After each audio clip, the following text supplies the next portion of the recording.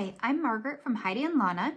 Today I'm going to show you how to pick up the stitches for the tree trunk on my fir pattern. So this one already has the tree trunk attached, but I'm going to go ahead and demonstrate on it so that you can see why we're doing this method for picking up the stitches. So to begin with, you're going to want to turn your tree this way so that the top of the tree is facing you and the right side of the fabric is up. And then what we're going to be doing is going into the cast on edge, but we're not going to go into this top loop like you normally would. We're going to go into this bottom loop here. So do you see how there's this strand and then that right there? That's what we're going to go into.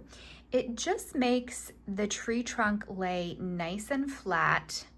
Can see even when I turn it on its side, see how nice and flat that lays? And then it also doesn't interrupt this line of stitches that goes across the bottom. So it just makes it really nice and seamless, just gives it a really nice finish. So I'm just going to demonstrate here beside this one just so that you can see the method. So instead of going into here, we're going to go into here.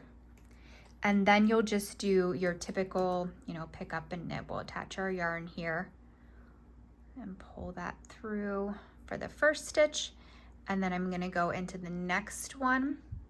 And you just kind of have to like turn it on its side, I guess, a little bit like that to be able to see them. Just go into it, wrap the yarn, and pull it through. Let's do one more. We're getting kind of close to this here, but I think we can squeeze one more in. So just don't go into here, but find the one behind it and go into there. Wrap your yarn and pull it through. Thanks so much for watching. You can find me on Ravelry, Instagram, and Facebook, all under Heidi and Lana. Happy knitting!